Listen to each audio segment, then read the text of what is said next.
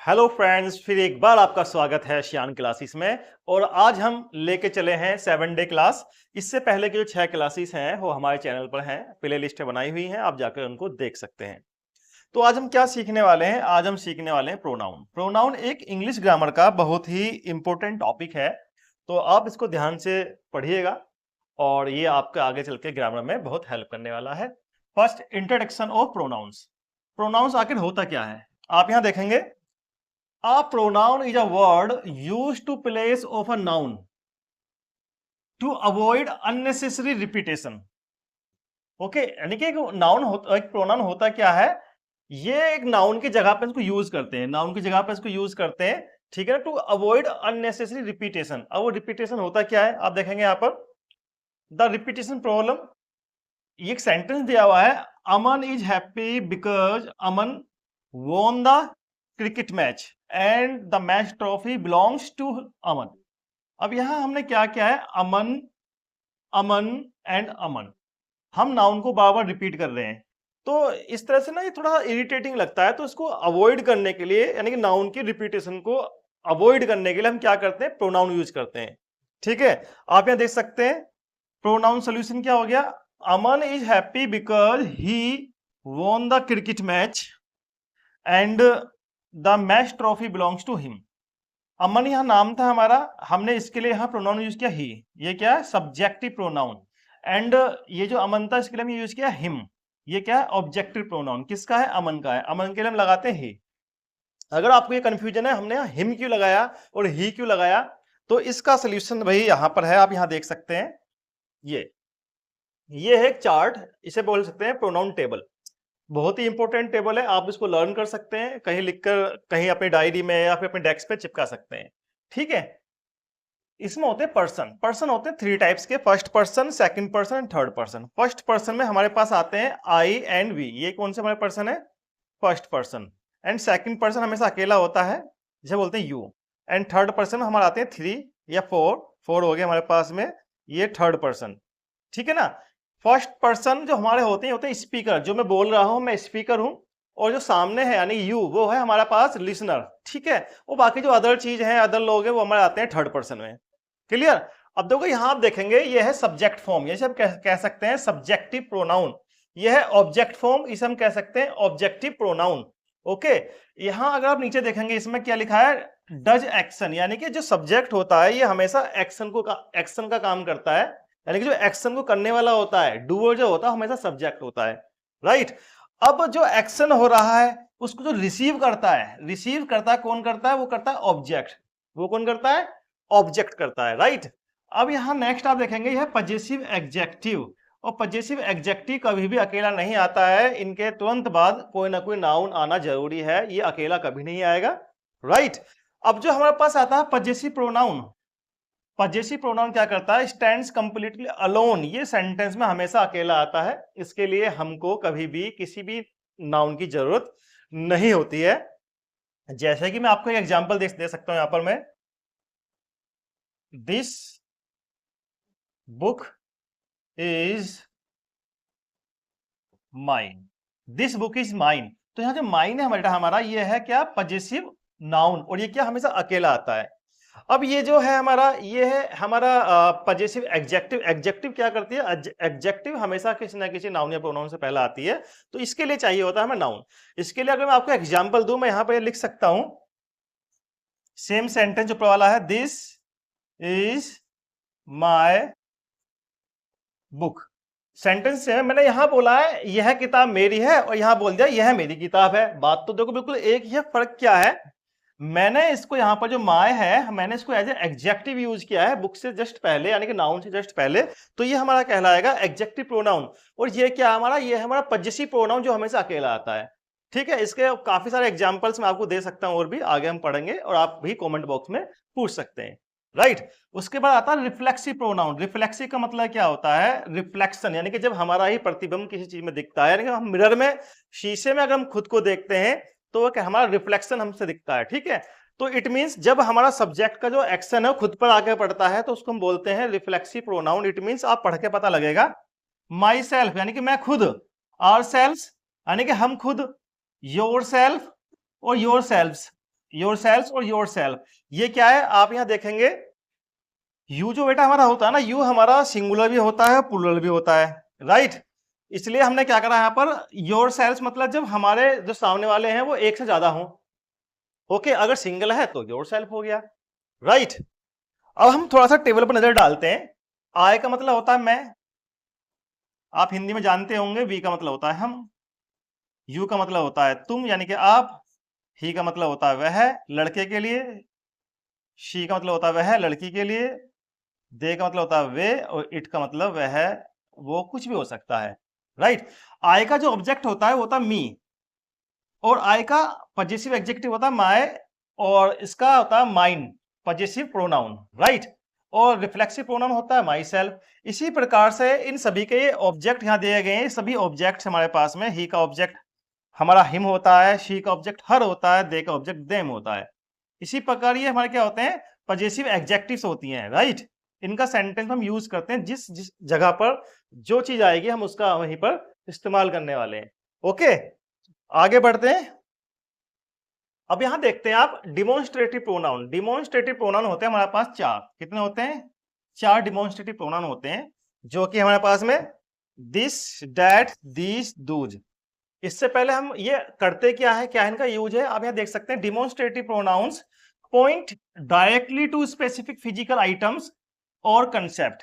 कोई भी जो फिजिकल आइटम्स होते हैं हम उसको डायरेक्टली पॉइंट आउट करते हैं, ये या वे या यह या फिर वो, ठीक है।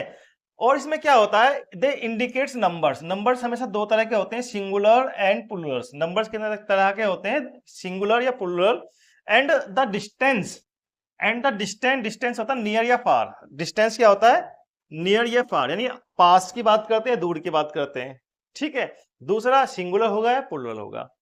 अब आप ये देखेंगे जो दिस है बेटा हमारा, ये है सिंगुलर, और सिंगुलर का हम यूज करते हैं नियर के लिए, जब कोई चीज पास होती है। एग्जाम्पल दिया हुआ है, this is a great pen, this is a great pen, इसका मतलब पेन मेरे हाथ में है, ये मेरे पास है, अकेला है इसलिए सिंगुलर है, और पास है इसलिए हम लगा रहे हैं दिस, ओके। यहां बोलेंगे डैट हम यूज करते हैं, सिंगुलर है बट किसके लिए, फार यानी दूर के लिए इसका यूज करते हैं। एग्जाम्पल आप देख सकते हैं, this is a bright star, this is a bright star, इसका मतलब क्या होता है, वो सितारा बहुत चमकीला है, वो सितारा चमकीला है। सितारे तो दूर होते हैं, तो हमने क्या यूज किया, डेट यूज किया है, डेट फॉर डिस्टेंस या फार, ओके। अब देख सकते हैं दीज, दीज हमारा प्लूरल होता है और नियर के यानी पास के लिए इसका यूज करते हैं हम। जैसे आप देख सकते हैं, these are my students, these are my students, यानी कि ये जो है ये मेरे विद्यार्थी, मेरे स्टूडेंट्स हैं जो कि मेरे पास हैं। होगा दूर होते तो मैं कहता दूज आर माई स्टूडेंट्स, ठीक है। अब यहां आप देख सकते हैं दूज होता है प्लूरल फॉर्म के लिए और फार के लिए।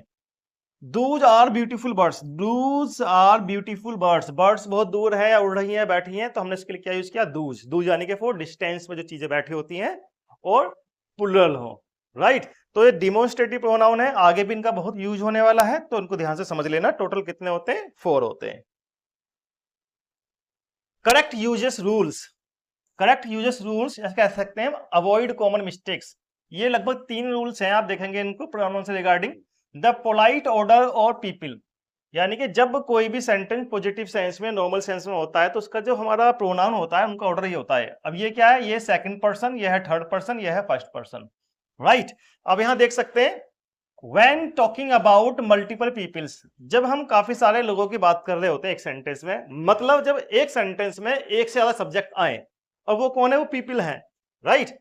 इन अ नॉर्मल और पॉजिटिव सेंस सिचुएशंस, वो सिचुएशन पॉजिटिव है या फिर नॉर्मल है, always place your self at last, हमेशा अपने आप को लास्ट में रखना है और बाकी सब चीजें पहले आएंगी। तो ऑर्डर क्या बनता है, the order must be second person सबसे पहले आएगा, ठीक है, उसके बाद में थर्ड पर्सन आएगा, उसके बाद में फर्स्ट पर्सन आएगा, second third first, second third first, right. अब यहां के आप एग्जांपल देखेंगे, आई एंड राहुल आर फ्रेंड्स। अब आई क्या है, आई फर्स्ट पर्सन है, राहुल क्या है, राहुल थर्ड पर्सन है, और सेंटेंस को देख के पता लग रहा है सेंटेंस नॉर्मल है और पॉजिटिव है, हम फ्रेंडशिप की बात कर रहे हैं, राइट। तो उसका रूल क्या होना चाहिए, रूल होना चाहिए 2 3 1। अब सेकंड पर्सन तो नहीं है, थर्ड पर्सन है, थर्ड पर्सन क्या, राहुल, तो राहुल को पहले ले आएंगे और आई को बाद में ले आएंगे, फर्स्ट पर्सन को, ठीक है। तो सेंटेंस जो करेक्ट बनेगा वो क्या बनेगा, Rahul and I R friends. तो ये सेंटेंस हमारा रॉन्ग है, और ये सेंटेंस हमारा सही है। अगर आप सही ग्रामर का इस्तेमाल करते हैं तो बेटा इस तरह की चीजें भी हमारे इंग्लिश ग्रामर के अंदर आती हैं और यही कहलाती है कॉम्पिटिटिव इंग्लिश। ये तो बिल्कुल बेसिक चीजें हैं जो मैं आपको बेसिक ग्रामर पढ़ा रहा हूँ। आगे चल के हमारे कॉम्पिटिटिव इंग्लिश की भी क्लासेस स्टार्ट होंगी तो वहां पर आपको ये भी क्लास बहुत ज्यादा हेल्प करने वाली है, राइट। रूल नंबर 2 आप यहां देखेंगे, द ब्लेम ऑर्डर। इसका जो ऑर्डर होगा प्रोनाउन का, first person, second person and third person. First person होते हैं I and we, second person होता है यू, और थर्ड पर्सन क्या होते हैं he, she, it, we, they, right. तो यहां आप देखेंगे if you are talking about a mistake, mistake क्या हो गया, हम किसी ब्लेम कर रहे हैं, नेगेटिविटी है कहीं ना कहीं, बैड न्यूज, कहीं बैड न्यूज है या फिर कोई फॉल्ट है, तो उस केस में हम क्या करेंगे, पुट योर सेल्फ फर्स्ट। हमको अपने आप को सबसे पहले रखना, मैं क्या हुआ, मैं वो फर्स्ट पर्सन, यानी फर्स्ट पर्सन को सबसे पहले रखना होगा। तो क्या होता है, ऑर्डर बिकम्स, ऑर्डर क्या बन जाता है, फर्स्ट पर्सन पहले आएगा, देन सेकंड पर्सन आएगा एंड देन थर्ड पर्सन आएगा। ठीक है, ये सेंटेंस को पढ़ के आपको गैस करना है कि सेंटेंस नॉर्मल है एंड पॉजिटिव फॉर्म में है या फिर सेंटेंस कहीं ना कहीं नेगेटिव थॉट दे रहा है, राइट। तो उसका जो करेक्ट यूजेस क्या है हमारे पास में, first person, second person, third person. आप देखेंगे आई हमारा फर्स्ट पर्सन होता है, यू सेकंड पर्सन होता है और ही थर्ड पर्सन होता है। एकदम करेक्ट हमारा पास ऑर्डर है। तो सेंटेंस बना, I, you and he made a mistake. ये सेंटेंस बिल्कुल सही है। अगर हम इसको ही को पहले ले आए या कोई भी एक बाद में ले आए तो सेंटेंस हमारा गलत हो जाएगा, क्योंकि ऑर्डर गलत होगा, क्योंकि हम बात कर रहे हैं मिस्टेक की, और मिस्टेक हमारा किस में आता है, द ब्लेम ऑर्डर में आता है, राइट। कोई डाउट हो तो बेटा क्वेश्चन में कमेंट बॉक्स में पूछने से बिल्कुल मत घबराना, राइट। अब आता है रूल 3। ये बहुत अच्छा रूल है, अक्सर कॉम्पिटिटिव इंग्लिश ग्रामर में ये जरूर आपको देखने को मिलता है। इसे कहते हैं ऑब्जेक्ट्स ऑफ प्रेपोजिशंस। कुछ प्रेपोजिशंस होती हैं जो हमेशा किसी ऑब्जेक्ट के साथ ही फॉलो होती हैं। आप यहाँ देखेंगे कुछ मैंने खास प्रेपोजिशन का यहाँ पर जिक्र किया है। Always use an object pronoun. Object pronoun समझ रहे हैं ना आप, मैं आपको टेबल में दिखा देता हूं।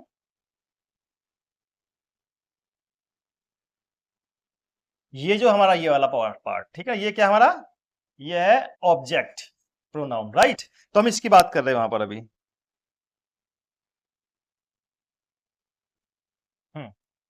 Always use an object pronoun after words like between. ये क्या प्रेपोजिशन है, आफ्टर वर्ड्स यानी कि preposition, between, let, with and for.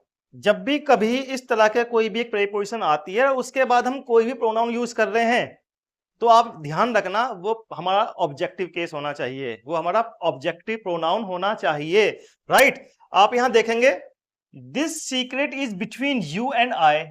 अब देखो देखने में पढ़ने में सेंटेंस सही लग रहा है, लेकिन अकॉर्डिंग टू ग्रामर हमें पता है कि बिटवीन हमारा प्रेपोजिशन है।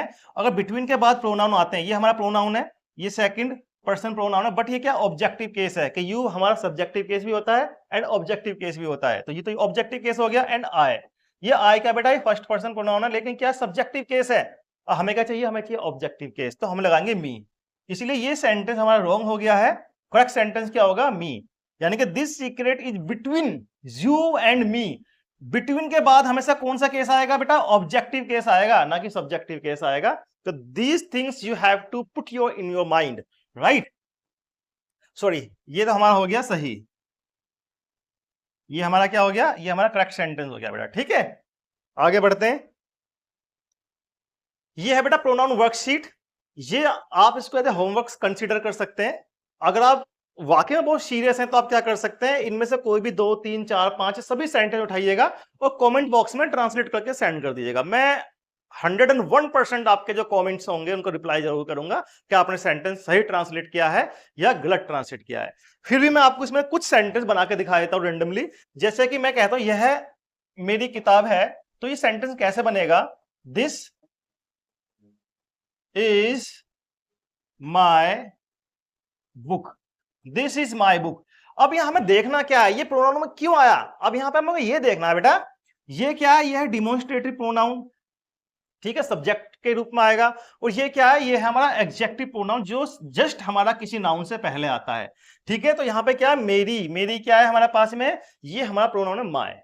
कौन सा प्रोनाउन है? ये हमारा एग्जेक्टिव प्रोनाउन है। और दिस क्या है? दिस हमारा है डिमोन्स्ट्रेटिव प्रोनाउन है। तो हमें ये चीजें दिमाग में पता होनी चाहिए कि ये कौन सा प्रोनाउन है, क्योंकि जब तक हमें ये चीजें नहीं पता होंगी कि जो एग्जैक्टली वर्ड हमारे सेंटेंस में यूज हो रहे हैं, इनकी पोजीशन क्या है, इनका नाम क्या है, it means we don't know grammar. If you really want to learn grammar, then you must know the place and position and the name the particular word in the sentence, right?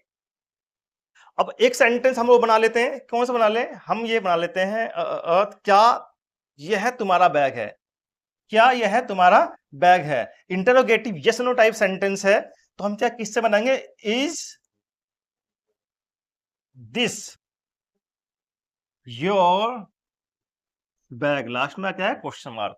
Is this your bag? तो बेटा this again क्या है? Demonstrative pronoun है। और you क्या है यहां पर? अगर आप बता पाएंगे तो ये है हमारा एग्जेक्टिव प्रोनाउन, क्योंकि इसके जस्ट बाद में क्या है? बैग।